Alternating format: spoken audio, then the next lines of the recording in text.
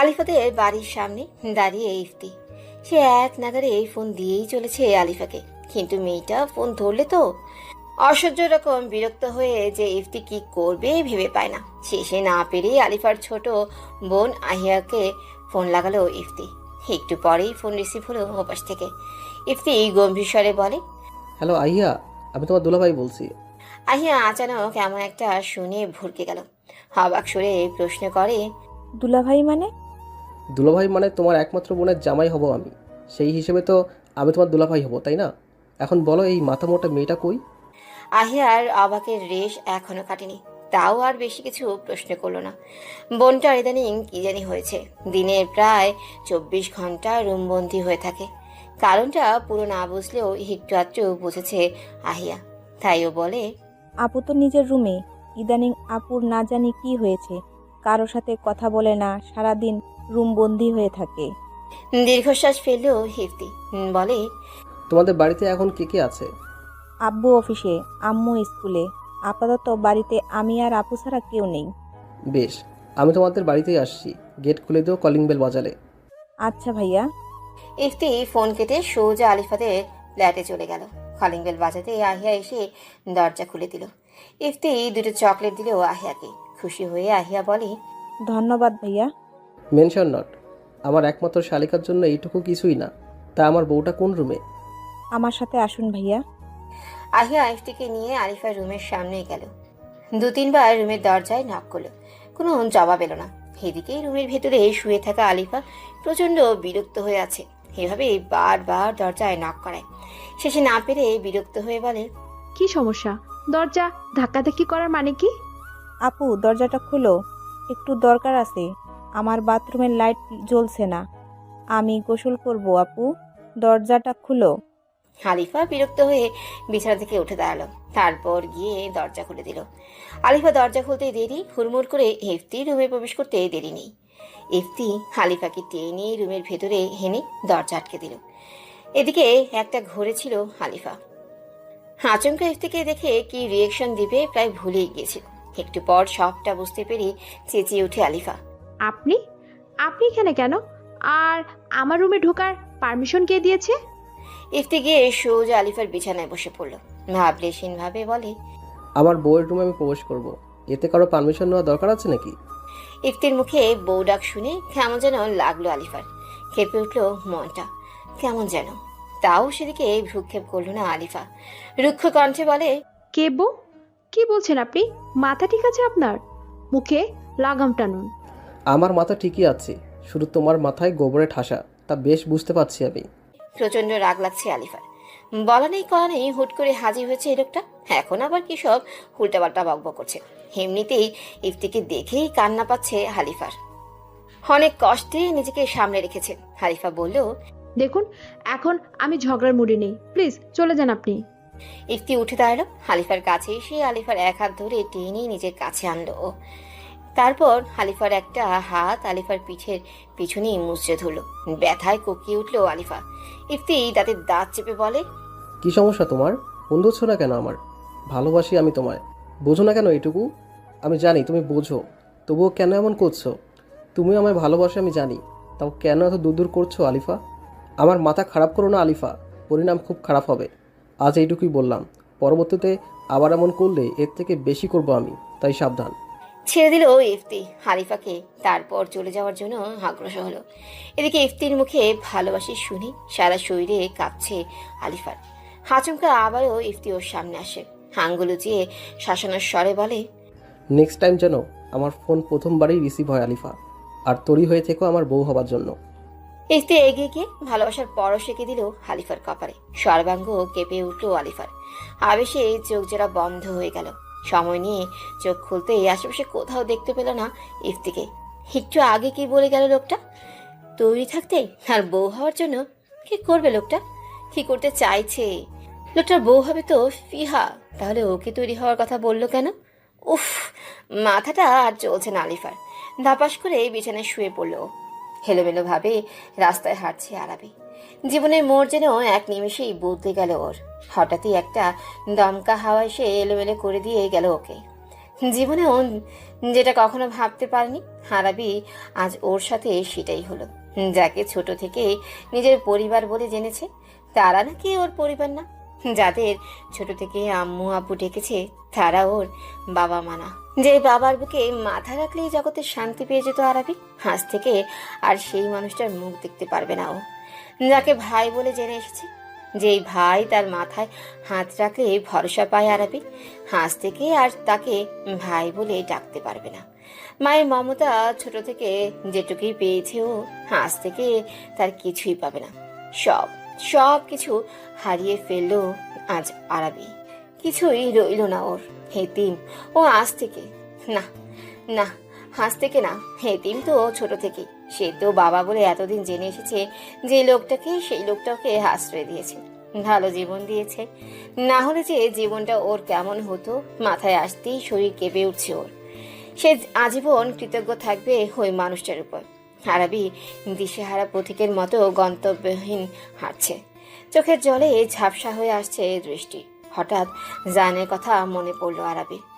লোকটা কি ওকে অবহেলা করবে যদি জানতে পারে ও এতে? ওর কোনো বাবা মায়ের পরিচয় নেই, আরাবি নিজস্ব কোনো পরিচয় নেই। কি করবে আরাবি যদি জায়ান ওর মতো হেতিম মেয়েকে মেনে না নেয়? ভাবতেই হাত পা ঠান্ডা হয়ে আসছে আরাবির। হঠাৎ মানুষের চিৎকার চেঁচামেচির ওর কানে ভেসে আসতেই চোখের জল মুছে আশেপাশে তাকায় আরাবি। বুঝলো ও রাস্তার মাঝখানে এসে পড়েছে, সেই জন্যই মানুষ চিল্লাচ্ছে। ভয়ে রুহ কেঁপে উঠল আরাবি। যত যাই হোক ও মরতে চায় না, জায়ানের সাথে বেঁচে থাকতে চায় ও। হ্যাঁ, এখনো যে অনেক কিছু বাকি, কিন্তু ভাগ্য বোধ হয় তা চায় না। তাই তো আরাবি রাস্তা থেকে সরে যাওয়ার আগেই একটা দ্রুতগামী গাড়ি এসে সজোরে ধাক্কা মারলো আরাবিকে। আরাবির ছোট্ট শরীরটা ছিটকে পড়লো রাস্তার কিনারায়। আরাবির রক্তেই ভেসে গেল রাস্তা। আরাবি নিভু নিভু চোখে তাকিয়ে ওর চোখের সামনে ধোঁয়াশা দেখতে পাচ্ছে ও, আর সেই ধোঁয়াশার মাঝে ভেসে উঠল জায়ানের ছবি। আরাবি বাঁচতে চায়, কিন্তু তা বোধ হয় বিধাতা চান না। তাই তো এইভাবেই সবটা ঘটে গেল। আরাবি জোরে জোরে শ্বাস নিচ্ছে, বেঁচে যাওয়ার জন্য আশার আলো খুঁজে চলেছে, কিন্তু তার হলো না। আস্তে আস্তে ও চোখ জোড়া বন্ধ হয়ে গেল। গভীর শ্বাস নিয়ে আরাবি শেষবার বলে উঠল, আমি আপনার সাথে বাঁচতে চাই জাহান। হন্তদন্ত হয়ে হাসপাতালে এসে পৌঁছালো জায়ান। বিধ্বস্ত অবস্থা ওর, জোরে জোরে শ্বাস নিচ্ছে ক্রমাগত। দৌড়ে সোজা করিডোরে বসা ফাহিমের কাছে গিয়ে থামলো।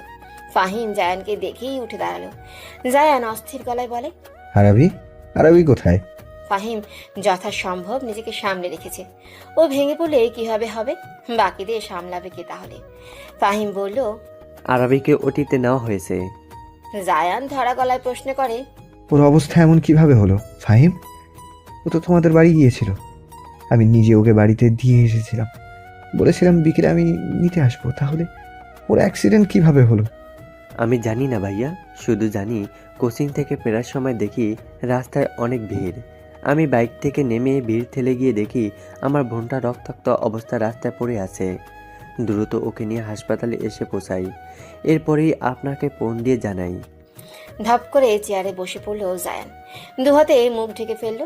কিভাবে কি হয়ে গেল? সকালেই তো ও হাসি খুশি মেজাজে দেখলো মেয়েটাকে, আর এখন কি না ভাবতে পারছে না জায়ান, কিছুতেই পারছে না। মনে হচ্ছে কেউ ওর কলেজাটা টেনে বের করে নিয়ে আসছে। যন্ত্রণায় বুকটা হাঁসফাঁস করছে। জায়ানের চোখ থেকে এক ফোঁটা অশ্রু গড়িয়ে পড়ল। কেউ দেখার আগেই সেটা সবার অগোচরেই মুছে ফেললো। ফাহিম জায়ানের কাঁধে হাত রাখলো। ওর নিজেরও কষ্ট হচ্ছে, কিন্তু সেটা দেখাতে পারছে না। ফাহিম বলে, চিন্তা করবেন না ভাইয়া, আমাদের আরবির কিছুই হবে না। জায়ান থম মেরে বসে রইল। প্রায় আধা ঘন্টা পরেই পরিবারের সবাই সে হাজির হলো। না চাইতেও আসতে হলো লিপি বেগম আর ফিহাকে, কারণ তাদের তো সাখত পরিবারের কাছে ভালো সাজতে হবে। জিহাদ সাহেব মেয়ের অবস্থা শুনেই প্রায় অচেতন অবস্থায় পড়ে আছেন। তাকে সামলাচ্ছেন মিহান সাহেব। পরিবারের সবাই কাঁদছে। এর একটু পরেই আলিফা আসলো। ইফতি তাকিয়ে হালিফার দিকে। মেয়েটা কেঁদে কেটে একাকার অবস্থা করে ফেলেছে। ফাহিম চুপচাপ এক কোনায় দাঁড়িয়ে। নূর এতদিনের অভিমান সব এক জায়গায় ঠেলে ঠুলে সরিয়ে এগিয়ে গেল ফাহিমের কাছে, হাত রাখলো ফাহিমের কাঁধে। ফাহিম তাকালো পেছনে ঘুরে। নূর দেখলো ফাহিমের চোখ জোড়া ভয়ানক লাল হয়ে আছে। কান্না আটকে রাখার জন্যই এমনটা হয়েছে। নূর মোলায়েম স্বরে বলে, নিজেকে সামলান, এত সহজে ভেঙে পড়বেন না। আঙ্কেলের অবস্থা একবার দেখুন, আপনাকেই তো তাকে সামলাতে হবে, তাই না? ইনশাল্লাহ ভাবির কিছু হবে না। ফাহিম তাকিয়ে রইল নির্নিমেষ। কেন যেন নূরের কথায় ফাহিম ভরসা পেল অনেকটাই। মনির মাঝে সাহসের সঞ্চার হলো। এদিকে সাথী বেগম কান্নার মাঝেই বারবার লিপি বেগমের দিকে তাকাচ্ছেন। তিনি উপলব্ধি করতে পারছেন এই লিপি বেগম আর ফিহার মাঝে কিছু একটা গন্ডগোল আছে। না হলে এইভাবে নিজের মেয়ে আর বোনের অ্যাক্সিডেন্টের কথা শুনে কেউ এতটা শান্তভাবে থাকতে পারতো না। এই যে তারা কান্না করছে, এইগুলো সব লোক দেখানো, তা বেশ বুঝতে পারছেন তিনি। কারণ তিনিও যে মা, মায়েরা সব বুঝে। 3 ঘন্টা পর ওটির দরজা খুলে বের হয়ে আসলো ডাক্তার। এই 3 ঘন্টা পর জায়ান নড়ল, সোজা গিয়ে দাঁড়ালো ডাক্তারদের কাছে।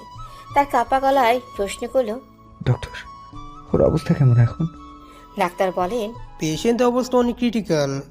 পেশেন্ট হয়তো কিছু নিয়ে প্রচণ্ড মানসিক আঘাত পেয়েছেন, তার উপর এত বড় একটা অ্যাক্সিডেন্ট। মাথায় আঘাত পেয়েছেন গুরুতরভাবে, ডান হাতটা ভেঙে গিয়েছে, পা দুটো তো মারাত্মক আঘাত পেয়েছে। আপাতত শুধু আল্লাহকে স্মরণ করুন। 24 ঘন্টা আমরা তাকে অবজারভেশনে রাখবো।